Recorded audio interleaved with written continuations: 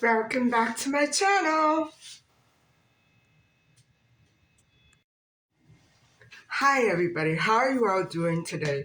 I did stay up quite late to make my collagen soup last night, and I can see from here that I didn't clean my cooktop very well afterwards, so I have to give it a wipe. Um, Let me show you how it turned out. I just have to say that as soon, like within 5-10 minutes, as I had a little of this broth, my ear unplugged right away. It's still a little plugged, but the pain vanished, and I cannot believe what happened. Anyway, let me show you the soup. Let you have a look. Hold on.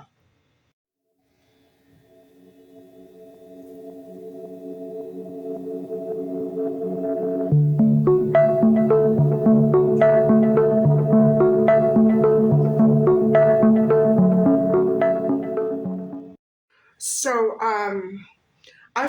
my stomach felt weird after having all that broth with animal protein, and I have heard that the lead from the bones can be pretty harmful. I didn't have an awful lot of bones in there. I think that's how I should try to keep it. I'm afraid that if I consume too much of it, the lead may have an adverse effect on my system. But you know, some bits and regular amounts of broth are going to be fine. However, if you saw that sediment at the bottom, I didn't strain it because I don't have a cheesecloth, but I will try to do a better job of straining out all of that, you know, bone from the bottom. And of course, I'm going to skim that fat off. And I hope it still has its benefits because I am due for a bit of a change. And I realize that overeating will just, continue to deteriorate the firmness of my skin. And so, which right now is not very firm. And I'm very careful not to put too many of those softening creams right here because then I'm afraid of really sagging all at once. It took me a long time to get rid of most of that sag. Now it's starting to come back just a little. I'm noticing it way too much lately, but so I have to really work on my skin texture and how to firm it up. And I am still experiencing technical issues on YouTube. It seems that, now guys, I never use my device for calling out. I have another device for that. As soon as I got an incoming call, which I didn't respond to, I was no longer able to call. And I know I was no longer able to post. And I know from experience that there was a family member who continuously did that with her and her husband's business. They were calling me from all kinds of phones and fax machines until I had to just, disconnect everything. But it would repeat. It would repeat. Now, I don't know what happened. I'm sure that because I have been having contact with other family members, maybe, and not this particular person, I'm being punished. And guys, if you want to talk about the issues that I've raised, that person is right in the middle of all those issues, and I stay clear away from that kind of mess. But I'm very sure it has something to do with a similar thing. I don't know if I changed the number of the phone that I never used to call out. And then that's going to be another pain because the police in my city don't want me to change the number. They want to have access to all of my, or at least not the police, unquote, quote, police, but certain affiliates of the police that have all these resources to track you down. I don't want to be tracked down with my device. I realized that my device location again was accidentally turned on. And so all kinds of, it's always at this time of year, guys. Always, I'm pretty sure that before long I won't be able to upload anymore. And then it'll be up to me to figure out what to do about it, because YouTube is not communicating with me. Although they ask for information, they don't tell me what the cause could be. They don't get back to me. There should be a way to make YouTube respond, even if you don't upload on your channel. To have something like that on your account is really a pain in the neck. Anyway, I don't know what to do. I don't know what to do. I'm really frustrated because I don't like going all over the place changing devices. I like one. It makes things quicker, easier, and more efficient. So anyway, guys, I'm rambling on. I hope this issue with my posting clears up, and whoever is doing it, I know who it could be involved, but whoever is actually behind it, it's definitely terrorism. Because if anytime that you're being prohibited from communicating with others or having an internet connection, something like that, it's terrorism. And so the city has to stop it. It has to stop it. And every time there are repairs out in front of my building, something like this happens. Anyway, I'm going to catch up with you later on along the road somewhere. I'm just going to step out for a little bit. I don't have too much to get done today. And that's all depending on what I find in my mailbox. So anyway, stay tuned and I'll take you along with me. And let's see what this day brings.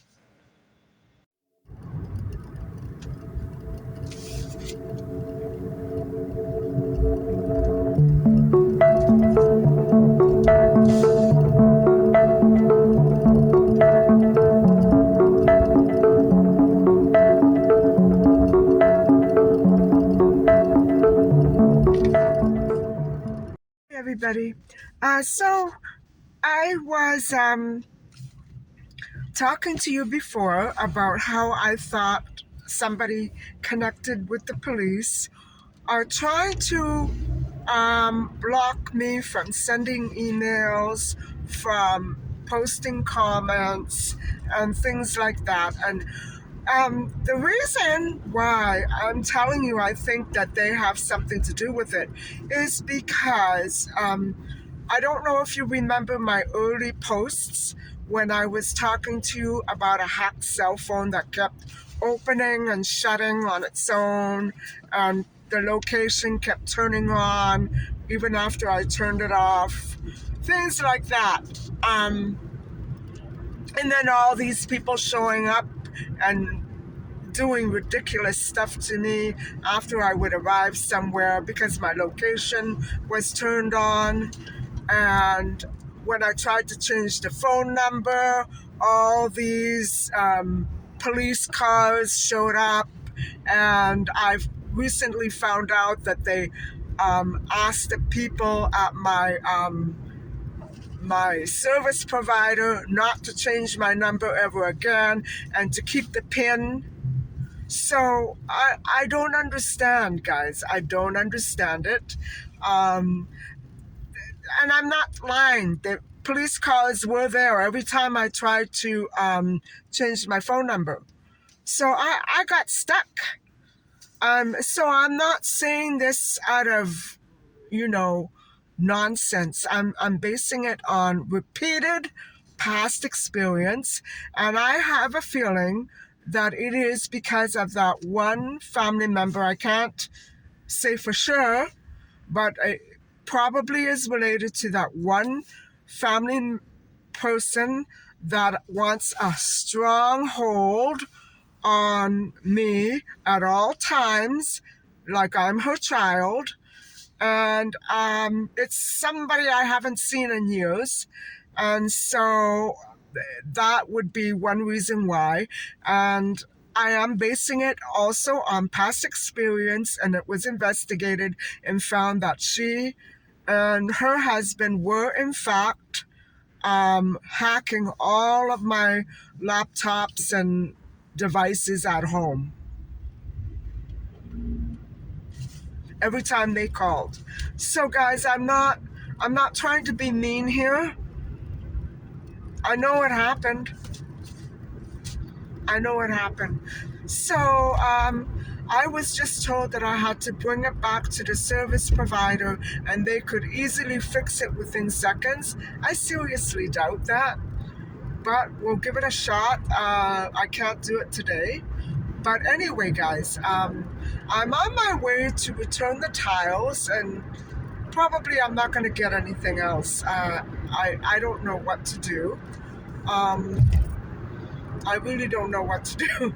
So I may stop off somewhere else. And don't forget, I'm still looking for appliances. And I may go back to that same outlet that was closing. I'm not sure. So we'll have to see. Anyway, guys, I'll talk to you soon.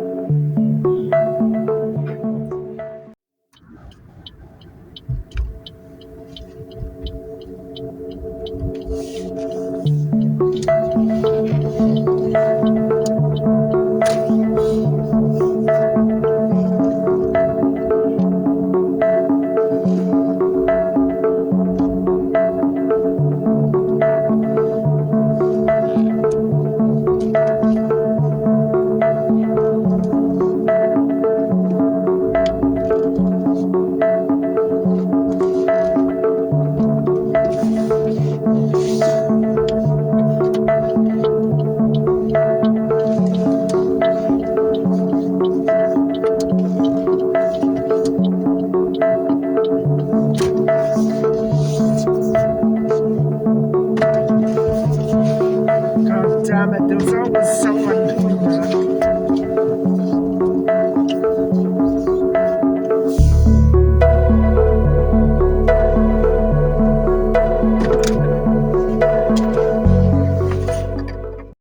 So I took the tiles back and I had another look.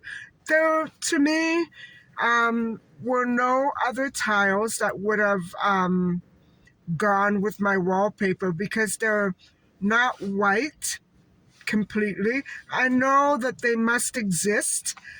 I don't want to look online because then I'm gonna want everything that I see. I just want something specific. And I'm not sure, I know where I could go and look, but it's so cold today. I think I'll try and go one more place and then I will head home because I need to do a little research for tomorrow night's vlog.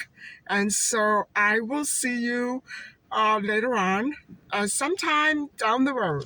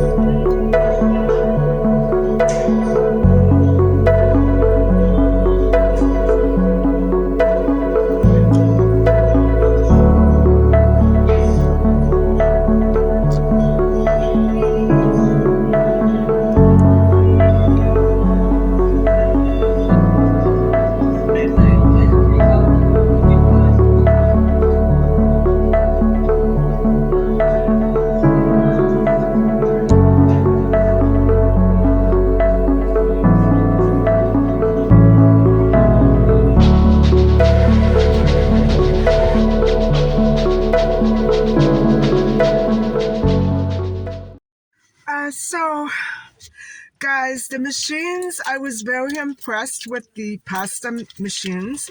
I would have to buy a total of 3 machines in order to mix and shape the pasta. And the attachment alone is over $200. So I need a good $1,000, and that's why I can't afford to have any of my devices go kaput on me. So I hope I can clear up whatever is going on with YouTube. It's obviously my phone, my device, and not anything else. And so, anyway, guys, I want to cut this short. I want to get home. So I will see you back at home, and we can talk more about missing children or vitamins, maybe a little of both, I'm not sure. So anyway, guys, I'll see you back at home.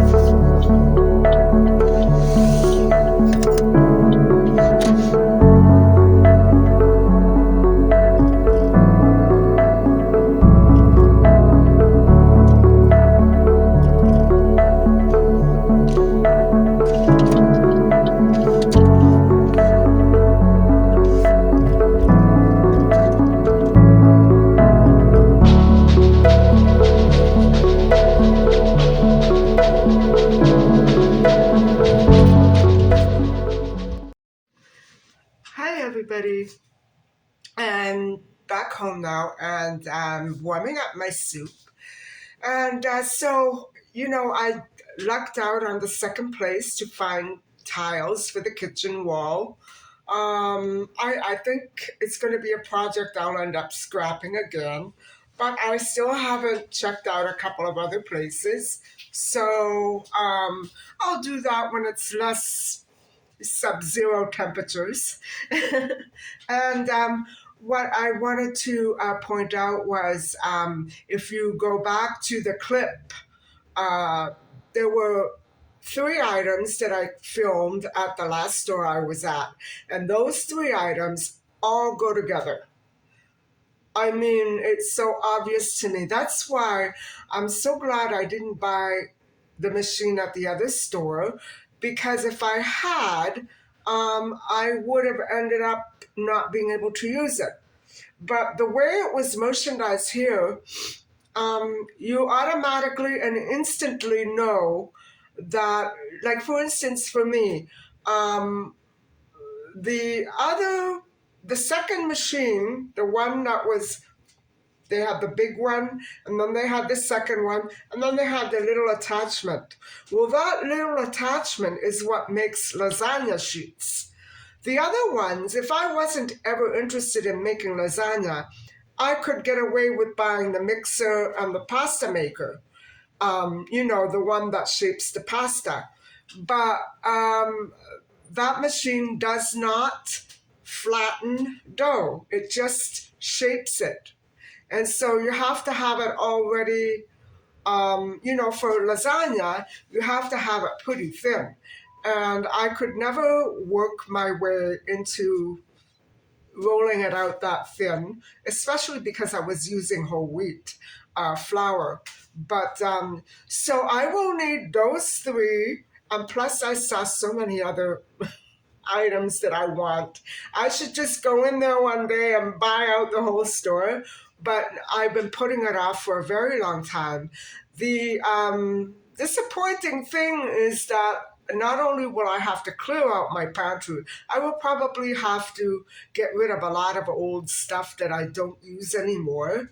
And I'm reluctant to do that because my mom's utensils are, so precious to me. So I think I might store them somewhere else and make room for the other pasta machines. So it's just a matter of me waiting until they finally run out of stock. I don't want that to happen because those machines are very hard to come by in stores and they don't sell together. It's so confusing. They don't sell together, and you can tell right away by looking at something that no, that's not the whole picture. I'm going to need something else besides that.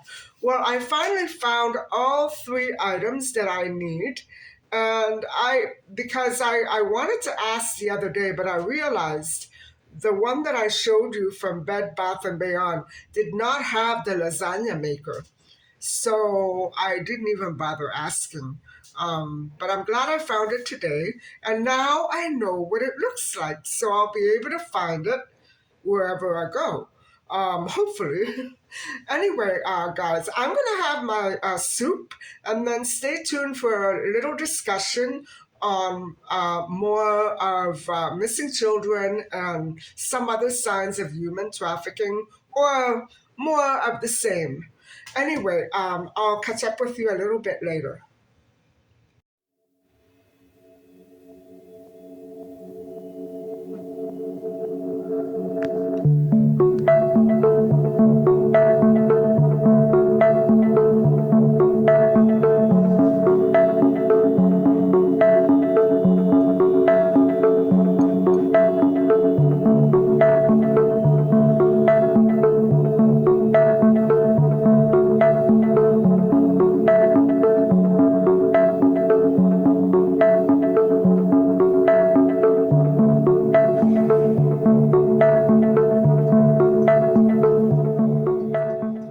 Everybody, I'm back, and so I have to say that that soup is so filling.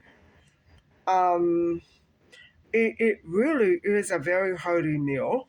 However, I have a whole huge amount left still, and so I'm debating on whether I should simply leave it in the refrigerator and finish it off this week, which I think I'll do, or maybe freeze it. Um, I would say that I'll probably try to finish it off. And by the way, my ear is still a little plugged, and I'm having difficulty hearing from that side. So the amount of stuff that's coming out of my ear right now is incredible, and I think it's all due to the soup that I've had because it was just very immediately after that I started feeling it clear up. Anyway, it must be medicine for the ears as well as the face. Anyway, guys, I thought I would talk to you a little more about patterns and signs, indications of human trafficking, and patterns between those. How do I say this? Patterns that emerge in cases where people go missing. And so I thought I would do a quick review of three cases, and I'll do them in order of importance. And so I think I'll start out with the most recent one first, because that is so typical of what parents are going through and what teens are going through right now, teens and children, not just teens, but children as well. And so this one came out on the news this week. And so I'll go over the facts. It's a very straightforward case.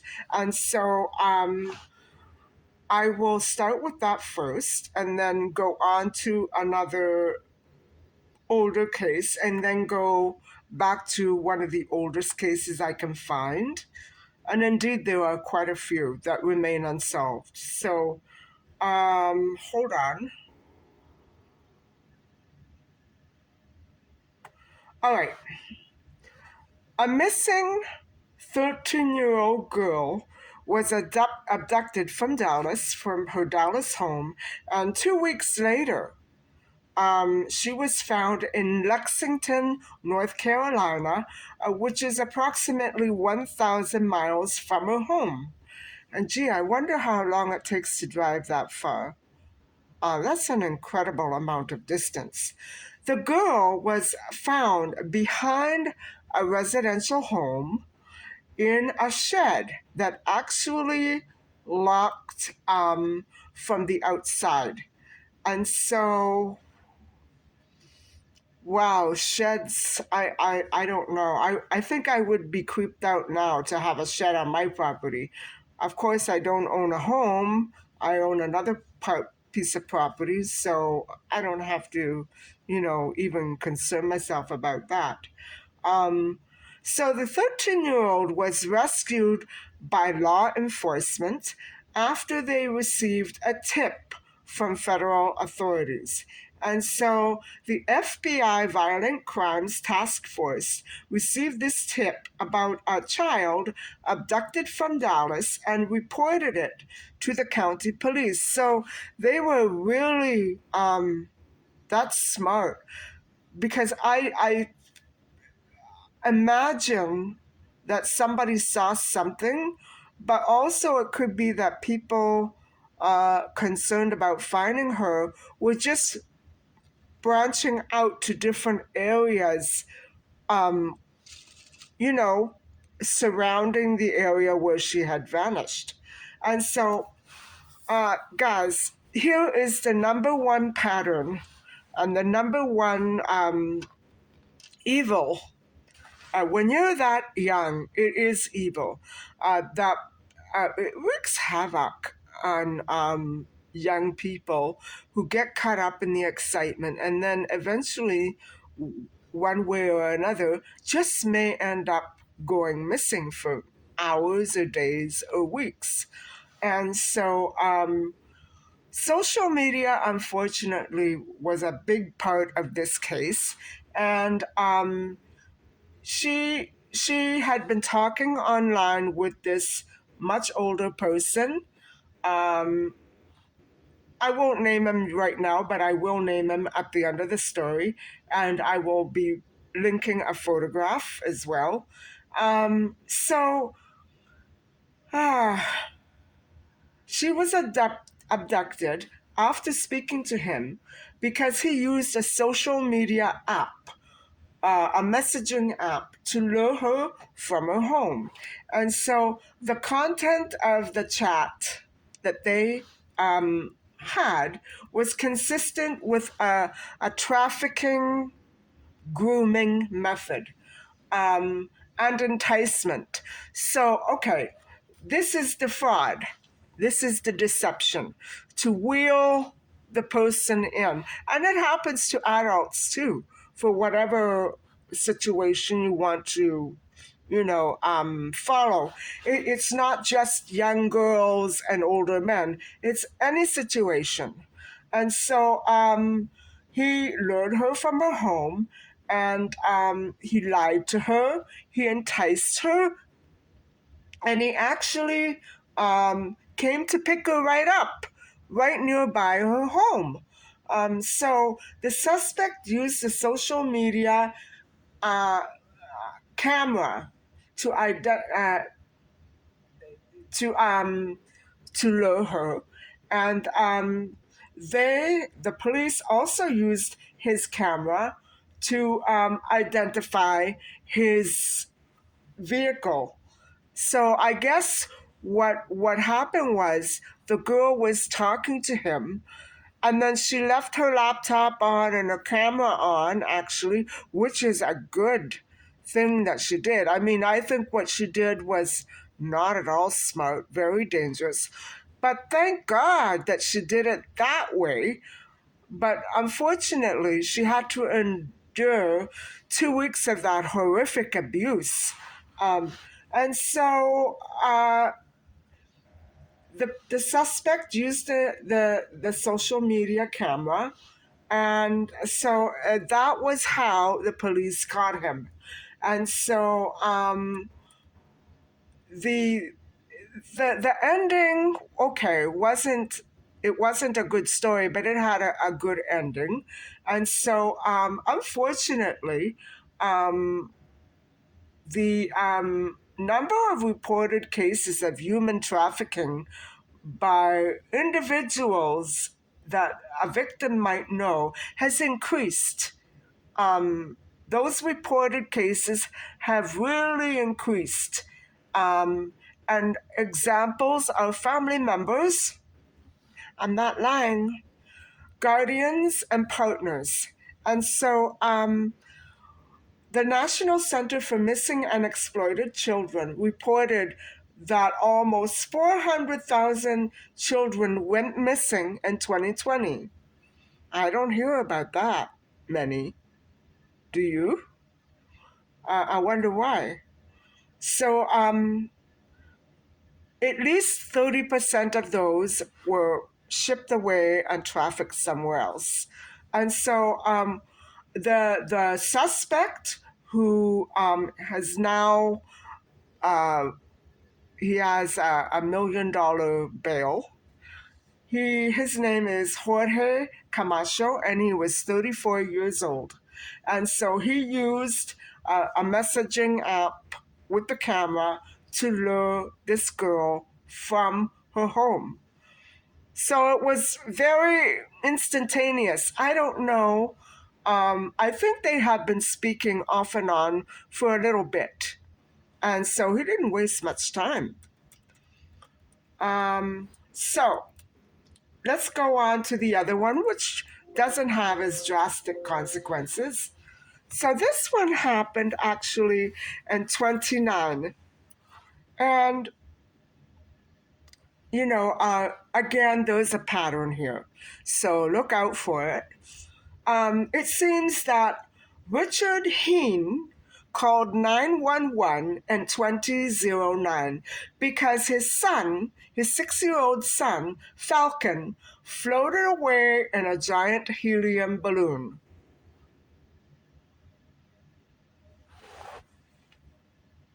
Okay. When it crashed near Denver Airport, it was empty. And so the airport closed, and a manhunt ensued, a very wild and massive manhunt. And the family, however, eventually changed their tune and pranked the authorities and said that the boy had actually hid at home all that time. Why did they do that? During the interview, Falcon did admit that the entire incident had been a hoax.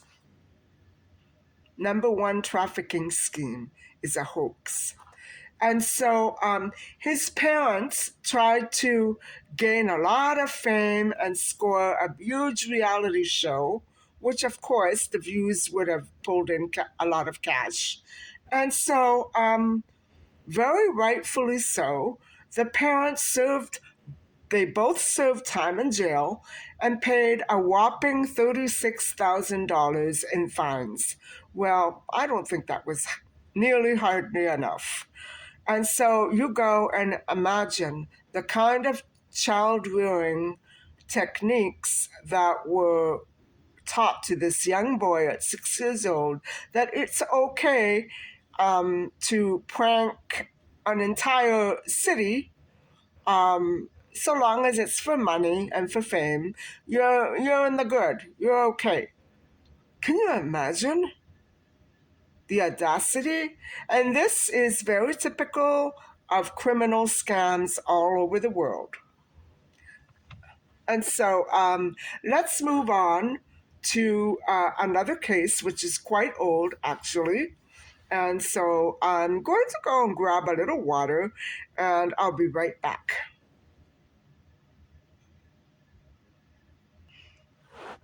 Okay, now let's move on to the next case. And this one is quite old, and it actually happened in my country. And so keep in mind the same things that we've been talking about, all the signs and characteristics that are identifiable in human trafficking rings and persons. You don't have to be a member of a ring to be a human trafficker. You could be working on your own or with just one or two other people. So here we go. On July 30th, 1985, at 10:30 a.m., 8-year-old NicoleMorin went to her building lobby to pick up the mail. And so this is immediately before she vanished. And so she did return to her apartment to get ready for a planned swim date with a little friend living in the same complex, in the same building. And so here's the thing about Nicole. Nicole was only 8 years old, and she was a beautiful child, and her parents were amidst a separation. And the father, Art, was living out of the apartment at the time. And so it was actually a condo. And so what I think, guys, is that I don't think it bears any relation to her missing, her disappearance, but I think maybe it was a hard time for her. It might have been a scary time for her. And her mother's attention was focused on other children in the condo throughout the day, because that was her line of work. And so it did leave opportunity open for child luring. And so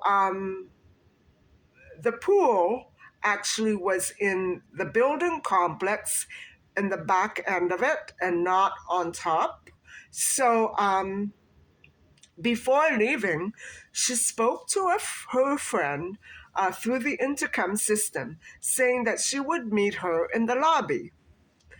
And let's keep that right here, because guys, as we go on, I'm going to give you some more details that are really creepy, and really seem very suspicious to me.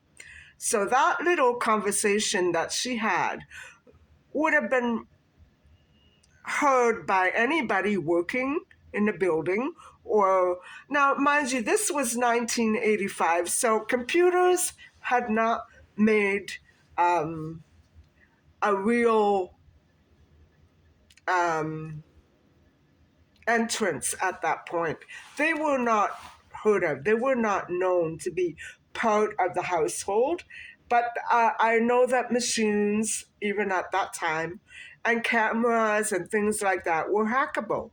Now, this was a microphone system, a phone system, which, of course, was not confidential. So, she said that she would be meeting her in the lobby in a few minutes. And she left the apartment around 11 a.m. And what she was wearing was a peach one-piece bathing suit, a green headband, and red canvas shoes. She carried a plastic bag containing a white t shirt, green and white shorts, suntan lotion, a hairbrush, and a peach blanket and a purple beach towel. That's all she had with her. So, oh God, this is not a nice story. They never found her. 15 minutes later, her little friend buzzed up into the apartment from the lobby to ask, why isn't Nicole here yet? She just let me know that she was on her way down. And so Nicole actually never made it to the lobby, guys. She never made it. She was never seen there. So Nicole's mother, Jeanette, was very busy with small children in a child care center that she ran right there. And she assumed that Nicole had simply already passed her friend and gone to the pool. Not, I suppose it seemed logical to her. Now, how much harm can a child come to locked in a condo? Okay, I'll be answering that question in a few seconds. And so, what I'm trying to say is, this was not a typical latchkey kid. She was home with her mother, and the apartment was filled with children. It's not a typical scenario for an abduction, is it? However, the mother was extremely distracted, and probably could not move from there. Of course, she couldn't move. It would have been illegal for her to leave all those little children and go looking for Nicole. She wasn't concerned. However, at 3 p.m., Jeanette did call the police. Maybe I would have called around 11:30, 12. I wouldn't have waited until 3, but I don't think she sensed the danger. So later on, when police had come to start investigating, a neighbor said that they recalled seeing an unidentified blonde woman, meaning that she didn't live there, with a notebook, walking along the same floor as Nicole's apartment was located, around 45 minutes before Nicole vanished. And so the creepy part is, guys, is that security cameras were being installed that day and had worked the day before. How they worked the day before, I don't know. Maybe it was a different system. Anyway, the police tried to look for that blonde female as a possible witness, but she was never identified and she never came forward, possibly out of fear or possibly guilt. Maybe she was connected to this service that was being done in the condo that very day. Now, the footage, how can a child with working cameras proceed to the elevator and the lobby and it's not picked up?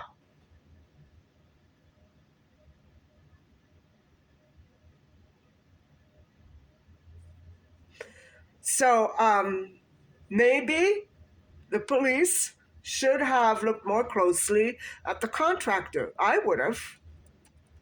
Why was he in the clear? You know what I mean? They are looking for suspects. Just because you're doing work in a building, that doesn't mean you're not a suspect. That's where she was last seen. So I don't know all the details. I remember being obsessed with this case. You know what I'm saying? I remember it was such a long time ago. And I remember I was still living at the house when this happened. And I was still in university. And I remember thinking how weird this situation was. And so Um, but what I don't understand is why, okay, Crime Stoppers does not divulge that much information about what they investigated and what they didn't. However, over 900 neighbors inside and outside the building searched for her, and there was a wooded area surrounding the condo or in the vicinity of the condo. And so I've never gone to look. It's in a creepy part of, no, it's not a creepy part of the city, but I never go to that part of the city. So it really, I don't know. I just prefer to avoid it. A lot of stuff happens in that area. So anyway, Crime Stoppers at the time took Nicole's case as their very first important one. And $1,000 reward was posted, and 6,000 posters were printed, and a video reenactment was produced of Nicole's very last moments, and I have one of those linked below. So the posters showed Nicole's recent picture, and some of them may have included clothing, the clothing that she was last seen wearing. Poor thing went missing with not much on. And that's so sad. And the police contact number. And so, actually, also 3,000 copies of a watercolor sketch of Nicole were also distributed to post offices and local businesses. And so, the search was absolutely massive. If you can imagine what Maddie McCann's search would have been like in Playa de Luz, this was very similar to that. And so it required 25,000 man hours to follow up on leads. But by November, police had questioned over 6,000 individuals. And at the end of the year, investigation had come to cost 1.8 million. So maybe we understand now why so many missing cases reports cannot be followed up on. Well, I think it should be separated from the police. Initially the police, but then another separate station just for missing people. Not theft, not murder, nothing until you find those missing people. Um, and so it's still weird, guys. A couple of these details that I'm going to tell you are still very strange to me. And so the police did offer a $100,000 reward for Nicole's return, and it's still applicable today. Her father is still alive, but her mother passed away. Her mother, Jeanette, passed away in 2007. And so the police cleared family members and acquaintances from suspicion. And this is also very creepy, guys. A note was found in the apartment on which they say Nicole wrote it, but it might not have been her. I'm sure it looked like her handwriting. But she had supposedly written a few months earlier, "I'm going to disappear." This could cast suspicion on those close to the child. And so, come on, how does an 8-year-old plan her own disappearance? And a successful one at that.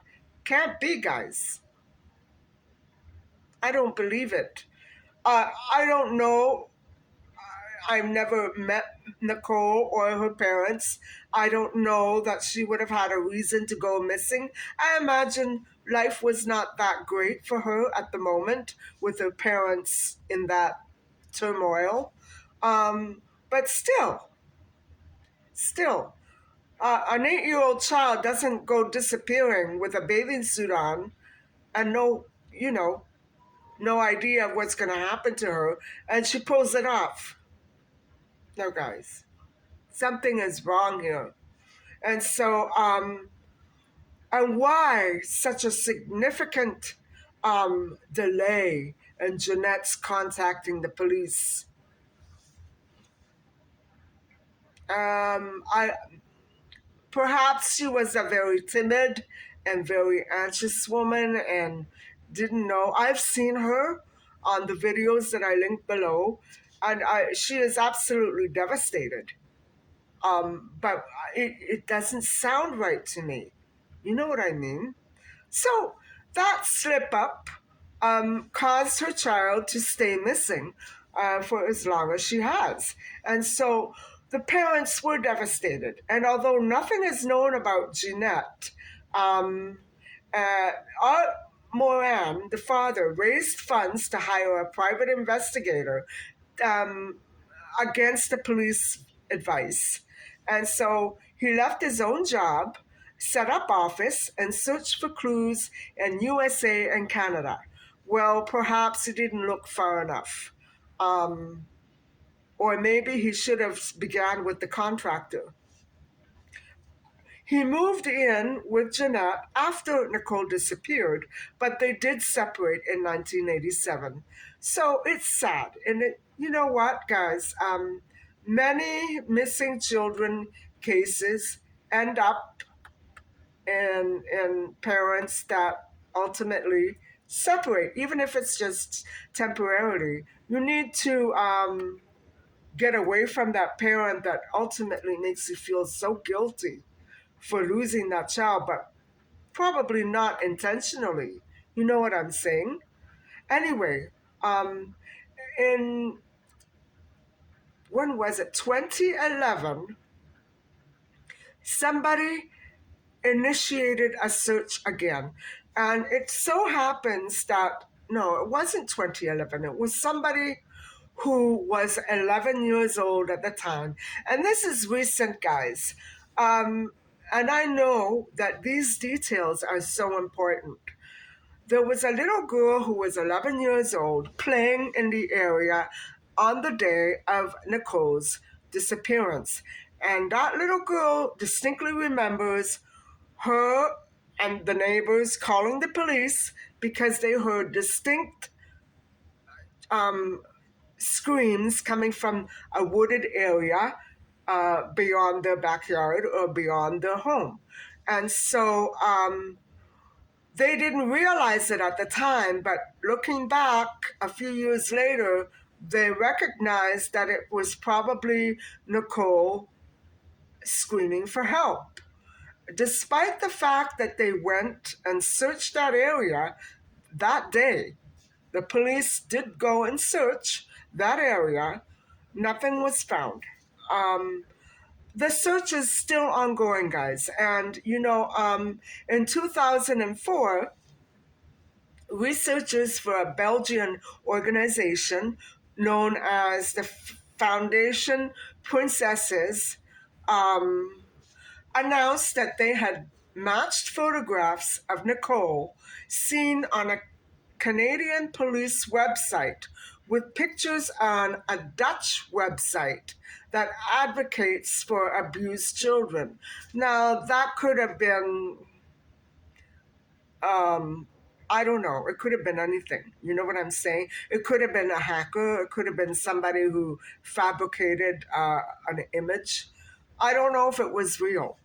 So using biometrical analysis from that image, the researchers claimed a strong resemblance between Nicole and a child that was caught in a human trafficking network in Holland. And so, you know, it, it just leaves the mind open to so many other more details.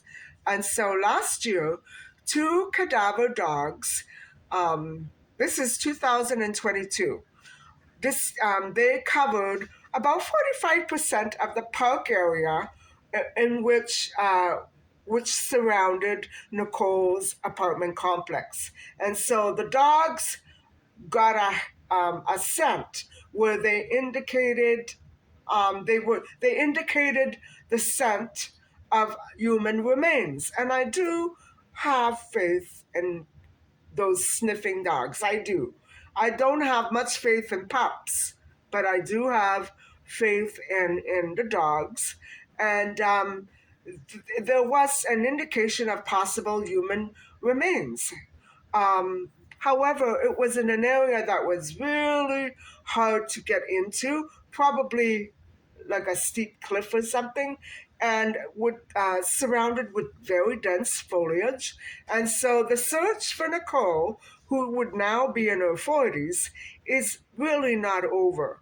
So the investigation was supposed to continue to see if the dogs could, verify anything in those specific locations and cover the rest of the park. And so it's still hanging, guys. She's never been found. Although I would definitely check out the Holland website, I don't have a link to that. I'm still looking for it. However, I will link the reenactment and I will post here on this video images of Nicole, what she was wearing.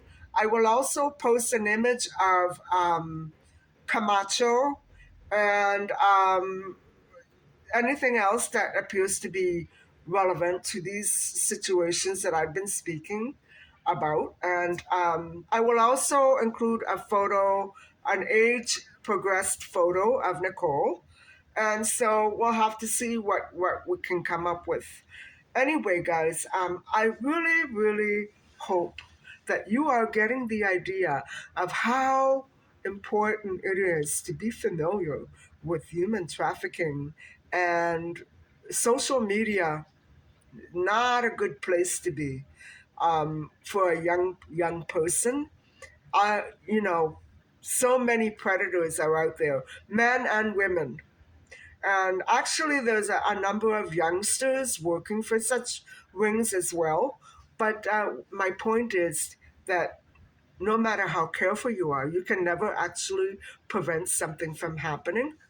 And so I do hope that you have enjoyed some of this content, or all of it, I hope.